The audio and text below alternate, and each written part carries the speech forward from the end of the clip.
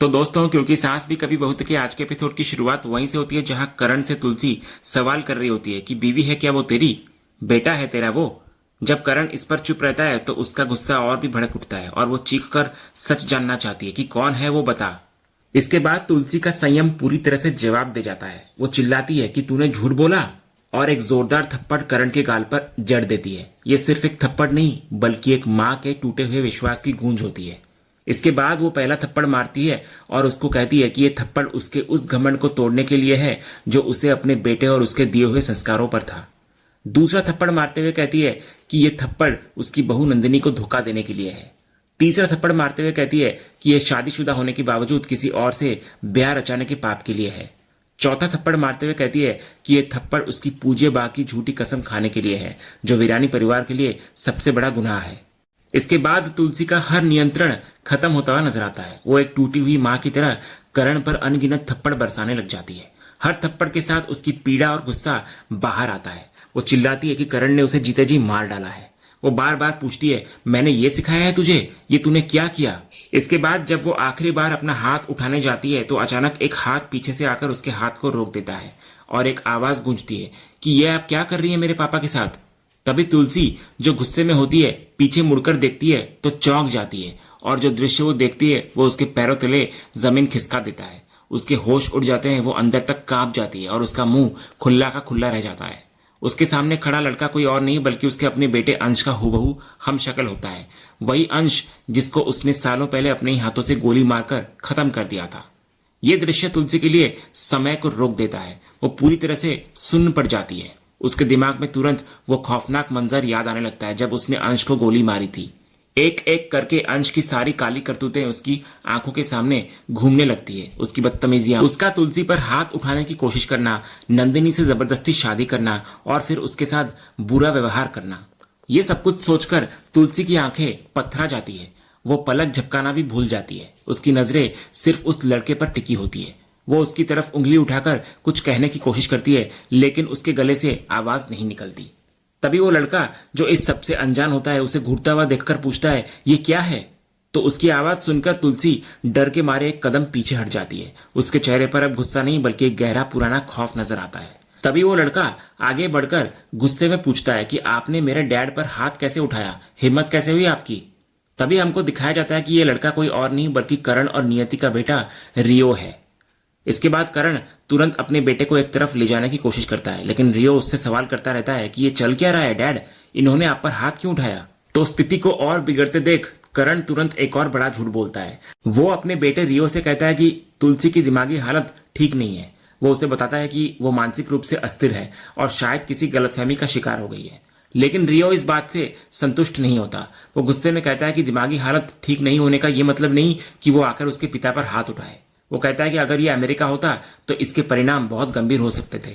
तभी करण उसको शांत करने की कोशिश करता है और कहता है कि वो उम्र में उनसे बड़ी है तो इस तरह से वो बात ना करे।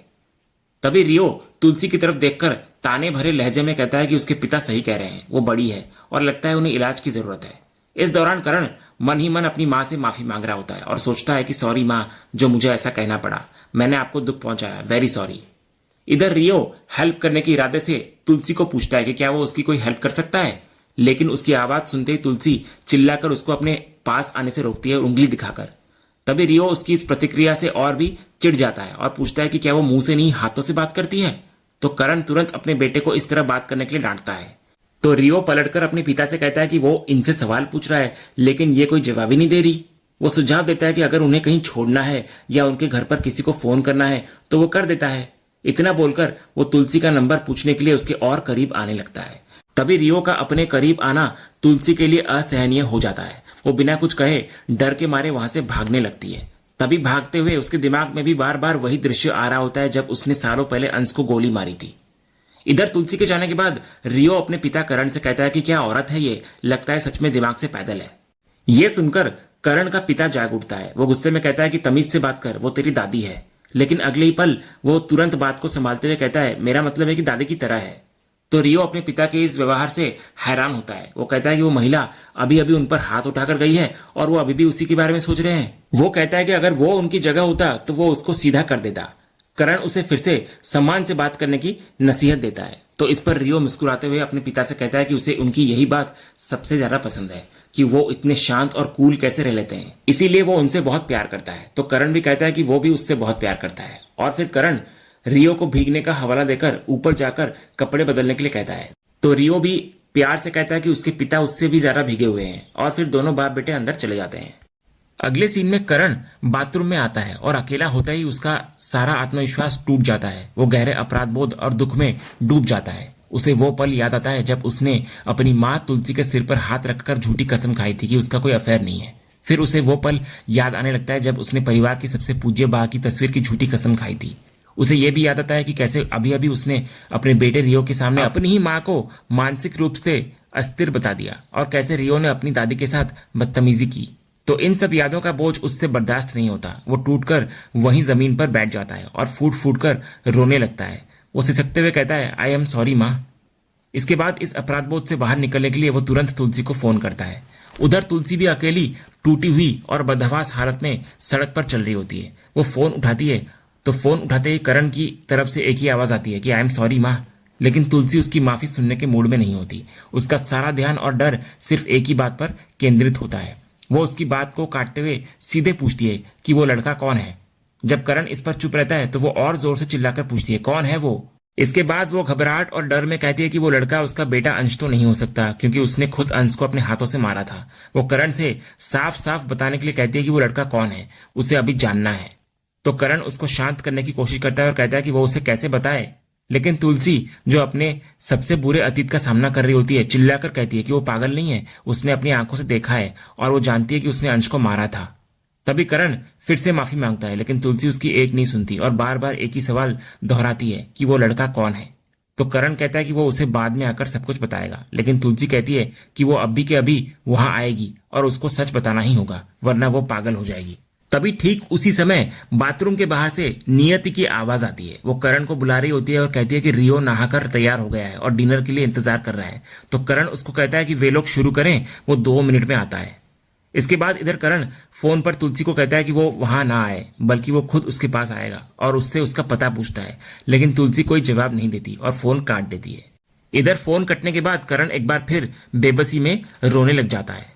उधर शांति निकेतन में वही दृश्य दोबारा दिखाया जाता है जहां मुन्नी ऋतिक के घुरने पर पानी फेंकती है उसके ऊपर। तो इस पर ऋतिक चौंक कर होश में आता है और शिकायत करता है कि कोई इतनी जोर से पानी थोड़ी फेंकता है। तो मुन्नी भी उसी के अंदाज में कहती है कि तो क्या कोई ऐसे घूरता है। तो ऋतिक पहले तो अनजान बनने का नाटक करता है कि उसने नहीं घूरा, लेकिन फिर मान लेता है कि हाँ, वो उसे ही घूर रहा था। वो कहता है कि वो उसे क्यों ना घूरे, वो उसकी पत्नी है और ये उसका हक है। तो मुन्नी उसको छेड़ते हुए कहती है कि अब बात हक पर आ गई है। इस पर ऋतिक रोमांटिक अंदाज में कहता है कि जहां प्यार होता है वहां हक तो अपने आप मिल ही जाता है। तो मुन्नी भी उसकी बात से अग्री करती है और कहती है कि ये सही है, जहां प्यार है वहां हक है। इसके बाद ऋतिक और मुन्नी के बीच की रोमांटिक नोकझोंक और आगे बढ़ती है। ऋतिक शरारत करते हुए मुन्नी पर अपने प्यार का मजाक बनाने का आरोप लगाता है। जब मुन्नी हैरानी से पूछती है कि उसने क्या किया, तो ऋतिक कहता है कि उसका यह कहना कि वो उसे घूर रहा है उसके प्यार का अपमान है। इसके बाद वो ड्रामा करता है कि अगर वो उसे प्यार से देख रहा है तो मुन्नी को भी उसी पल को रोमांटिक बनाना चाहिए था, न कि उसे घूरने का आरोप लगाना चाहिए था। वो नाराज होने का नाटक करते हुए कहता है कि अब वो उसे कभी घूरेगा नहीं और ना ही उससे बात करेगा, क्योंकि उसने उसका दिल दुखाया है। इतना बोलकर ऋतिक एक कोने में जाकर दूसरी तरफ मुंह करके बैठ जाता है, लेकिन मन ही मन मुस्कुरा रहा होता है इस उम्मीद में कि मुन्नी उसे आकर मनाएगी। तो मुन्नी तुरंत उसके पास जाती है और कान पकड़कर माफी मांगती है। वो कहती है कि उसका वो मतलब नहीं था और उसे तो अच्छा लगता है जब ऋतिक उसे ऐसा देखता है। लेकिन ऋतिक अपनी शैतानी जारी रखता है और नहीं मानने का नाटक करता है।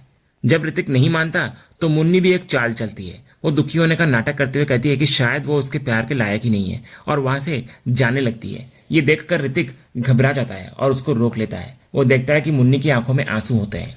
तभी ऋतिक तुरंत कहता है कि वो तो बस मजाक कर रहा था। इस पर मुन्नी भी हंसते हुए कहती है कि वो भी मजाक कर रही थी।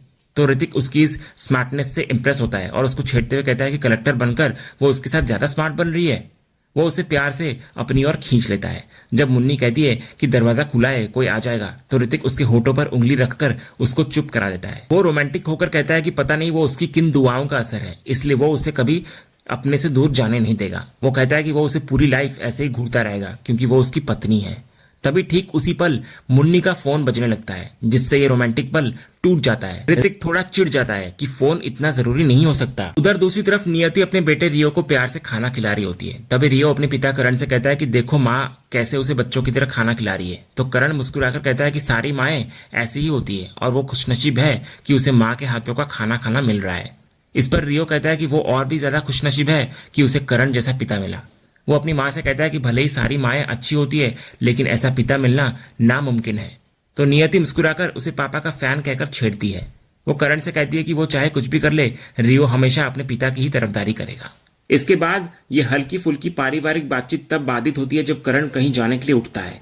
तो नियति उसको रोकती है और याद दिलाती है कि उसने आज रात घर पर ही रहने का वादा किया था। तो इस पर करण एक और बहाना बनाता है। वो कहता है कि उसके कुछ क्लाइंट्स अचानक सिंगापुर से आ गए हैं और उनकी कल सुबह की फ्लाइट है, इसलिए उनसे मिलना बहुत जरूरी है। नियति कहती है कि रियो अभी अभी आया है और वो उसको अकेला छोड़कर जा रहा है। तो करण कहता है कि उसका भी मन नहीं है जाने का, लेकिन ये प्रोजेक्ट उसके लिए बहुत इंपॉर्टेंट है, तो उसको जाना ही होगा। उधर दूसरी तरफ तुलसी को हम दोबारा देखते हैं, जहां वो अकेली बदहवास हालत में सड़क पर एक जगह बैठ जाती है। उसका दिमाग पूरी तरह से सुन्न पड़ चुका होता है और उसकी आंखों के सामने बार बार वही लड़का रियो घूम रहा होता है। वो खुद से कह रही होती है कौन है वो लड़का, और अगले ही पल उसके दिमाग में अंश का चेहरा आ जाता है। अतीत का ये भयानक साया उसे इस कदर जकड़ लेता है कि वो फूट फूट कर रो पड़ती है। और इसी गहरे, अनसुलझे और दर्दनाक सवाल के साथ आज का यह एपिसोड यहीं पर खत्म होता है। तो दोस्तों, आपको आज के एपिसोड का कौन सा सीन सबसे ज्यादा पसंद आया, हमें कमेंट करके जरूर बताएं। अगर आप क्योंकि सास भी कभी बहू के फैन हैं और कोई भी अपडेट मिस नहीं करना चाहते, तो हमारे इस चैनल को सब्सक्राइब करना ना भूलें और बेल आइकन को भी जरूर दबाएं। हम मिलेंगे अगले एपिसोड के अपडेट के साथ। तब तक के लिए धन्यवाद।